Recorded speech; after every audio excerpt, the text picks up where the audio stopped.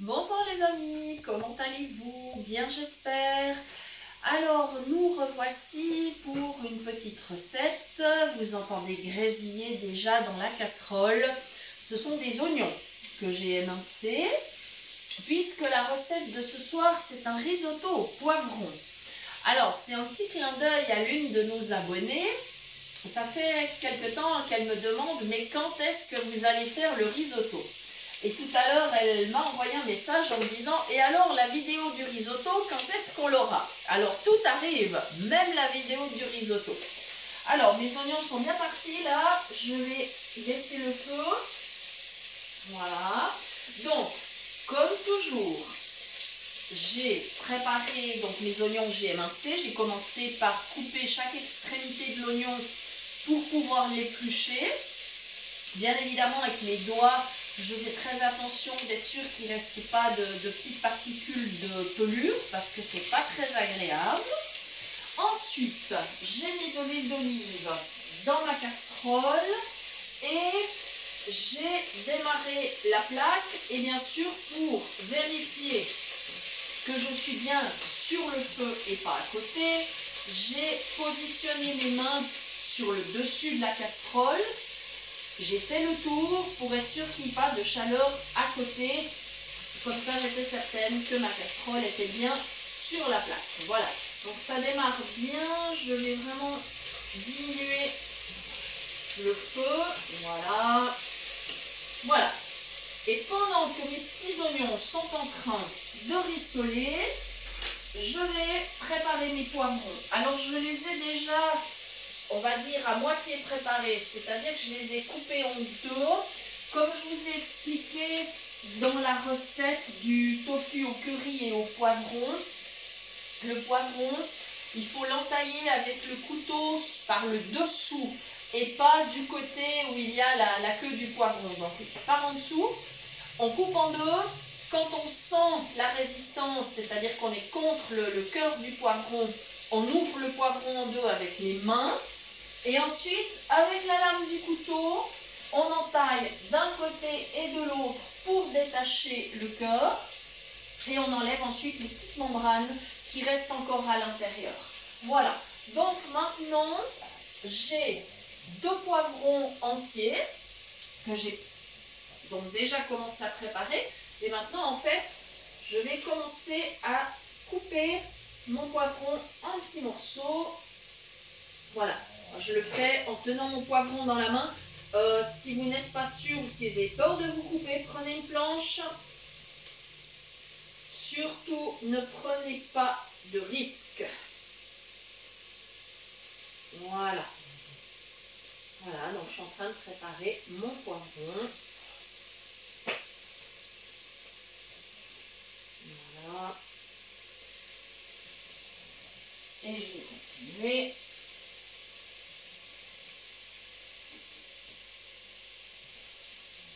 C'est toujours joli le risotto au poivron parce que en fait ça fait de jolies couleurs.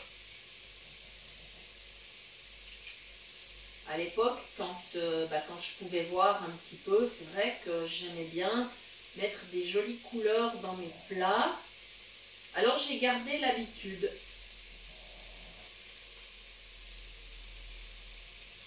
Même si je ne vois plus, je le fais pour le plaisir des yeux des personnes qui sont autour de la table à la maison.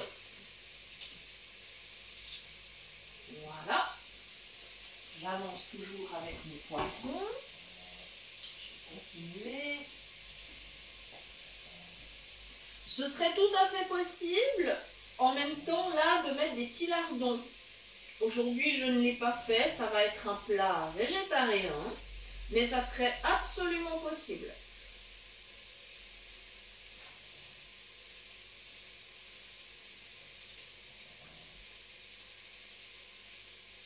Voilà. Et une dernière moitié que je vais couper. Voilà.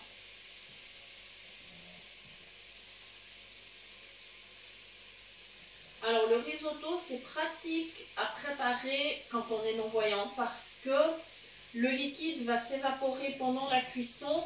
on n'aura pas besoin d'aller l'égoutter au-dessus d'une passoire. Quand il sera prêt, il sera bien moelleux et le liquide sera évaporé. Donc c'est évidemment des risques en moins. Voilà, mon poivron est prêt. Il a rejoint l'oignon dans la casserole. Tout se passe bien. Voilà. Maintenant j'ai une spatule pour remuer, ce que je vais bien sûr faire. Voilà. Alors j'ai laissé démarrer l'oignon en premier parce que l'oignon c'est bien s'il rissole un petit peu. Le poivron c'est bien s'il rissole un petit peu, mais par contre il ne faut pas qu'il brûle. Ça serait vraiment dommage, il viendrait amer, ça serait pas bon. Voilà. Donc il faut être prudent. Je remonte progressivement le feu, mais vraiment doucement. Voilà. On est reparti. Voilà, j'ai de la chance, ça ne colle pas.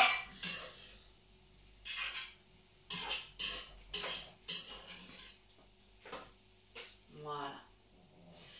Comme ça. Voilà.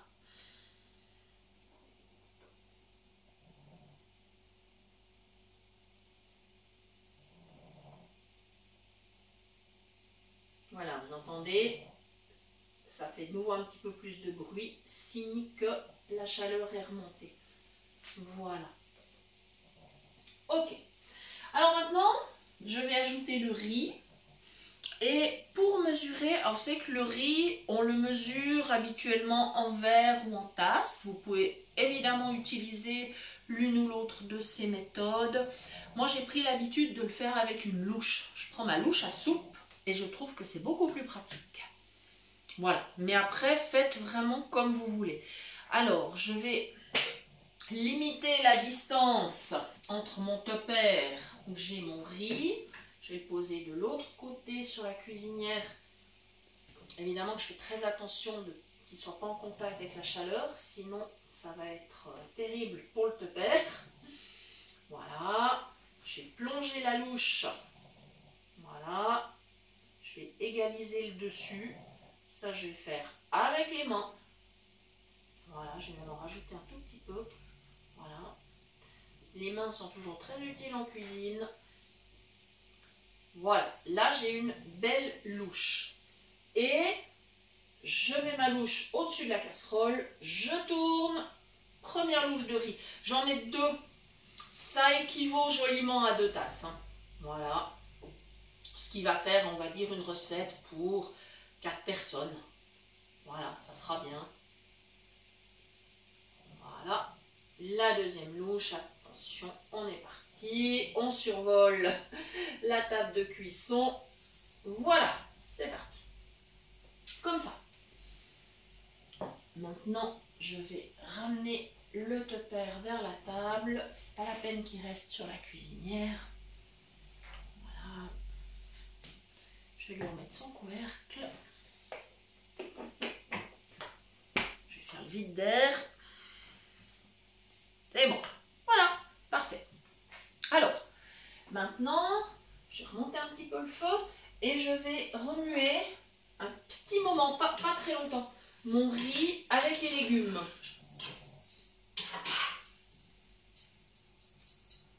Voilà, là je remonte le feu quand même.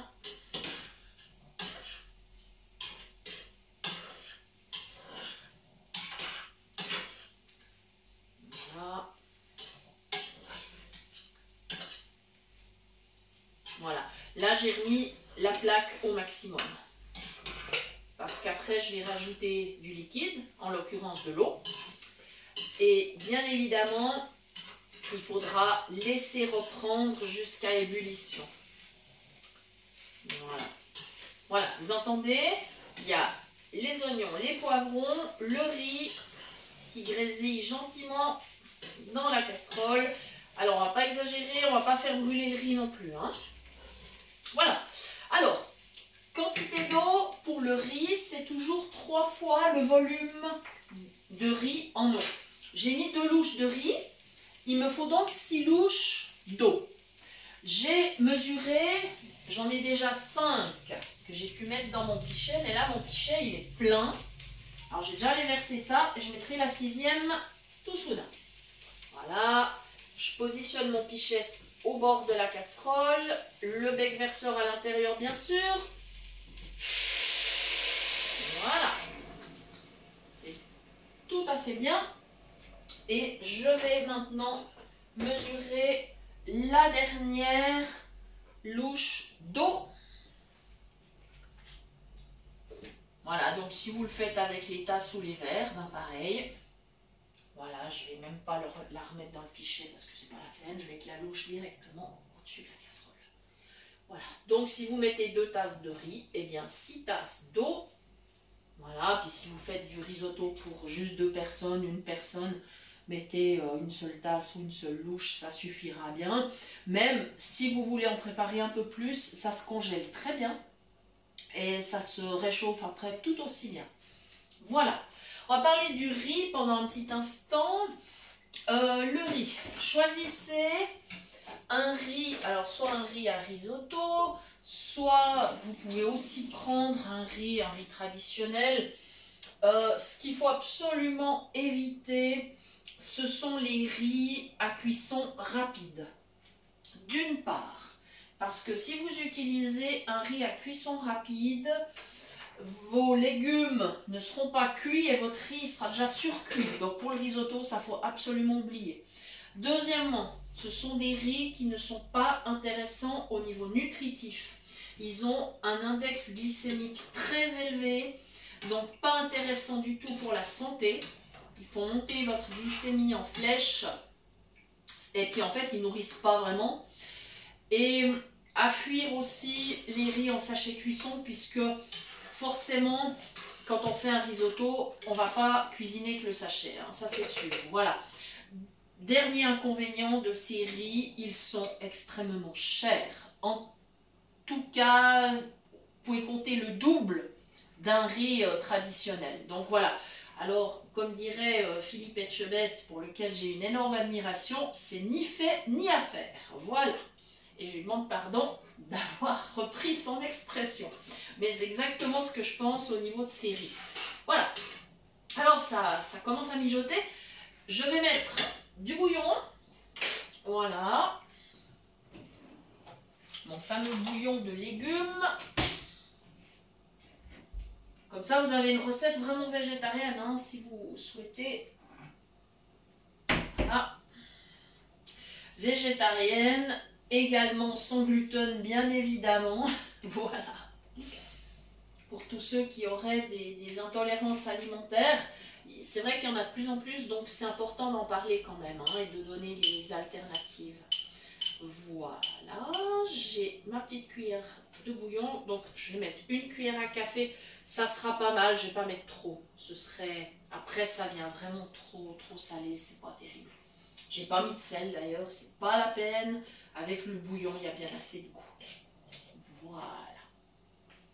Je suis pas tout à fait au point d'ébullition, je pense que vous entendez.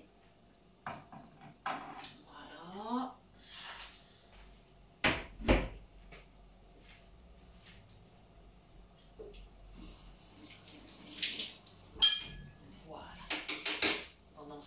J'ai le temps de laver un ou deux ustensiles en attendant que l'ébullition reprenne.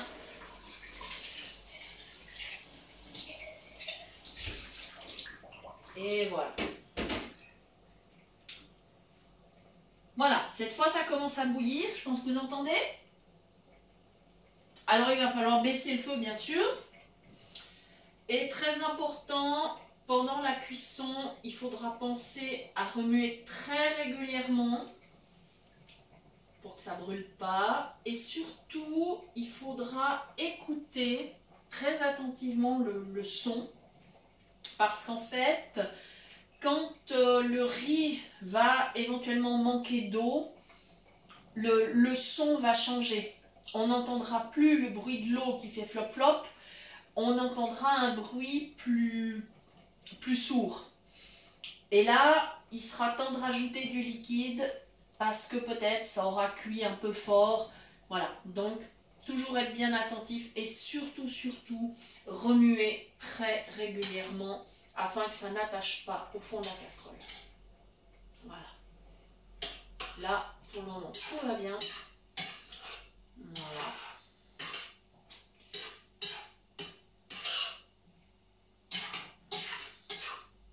Je vais ajouter un petit peu d'ail en poudre. Je trouve que c'est très bon aussi. Bon, j'aurais pu mettre de l'ail frais.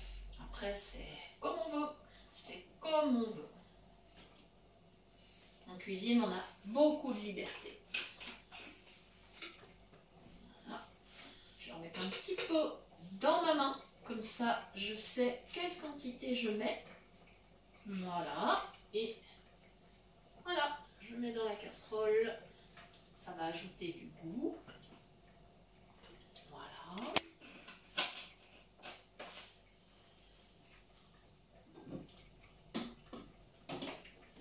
Voilà. Et ce que je peux faire, comme j'ai été vraiment très raisonnable avec le bouillon, je peux ajouter un petit peu de sauce soja, mais vraiment pas beaucoup. Alors là, c'est à l'oreille aussi.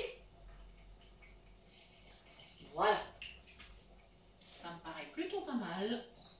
Et on continue la cuisson. Voilà. Donc je pense que vous entendez. Ça mijote. On n'est plus vraiment dans l'ébullition comme tout à l'heure, mais ça mijote. Ça fait flop flop dans la casserole. Voilà, donc je vais le surveiller maintenant. On est parti pour, je dirais 20 minutes. 20 minutes de cuisson. Il faut goûter de temps en temps. Et puis ce que je vais faire au tout dernier moment, j'ajouterai une petite goutte de vin blanc. J'ajouterai aussi un petit peu de beurre. Ça sera beaucoup plus fin. Et quand je vais le servir, je mettrai des petites lamelles de fromage dessus. Ça, c'est facultatif. Vous n'êtes absolument pas obligé. Si vous voulez avoir une recette sans lactose, ben vous ne mettrez pas le fromage, évidemment. Voilà. Ou si vous êtes vegan, vous ne mettrez pas le fromage non plus. Voilà. Mais je trouve que ça ajoute de la finesse. Bien sûr, je mettrai aussi quelques tours de moulin à poivre quand ce sera servi dans l'assiette. Et j'ai été chercher des petits brins de cerfeuil frais. Parce que voilà, on est en été, les herbes aromatiques sont en train de se développer à une vitesse fulgurante. Donc ce sera pour décorer, puis bien sûr ça apportera aussi du goût. Voilà, donc il nous reste maintenant à laisser mijoter. Je vous remercie d'avoir suivi la recette. Je vous rappelle que vous pouvez également nous écrire à l'adresse suivante, cuisinepratique@mail.ch pour toute demande de recette ou si vous souhaitez recevoir les liens des prochaines vidéos. Voilà, merci infiniment de nous avoir suivis et à très bientôt pour de nouvelles idées cuisine.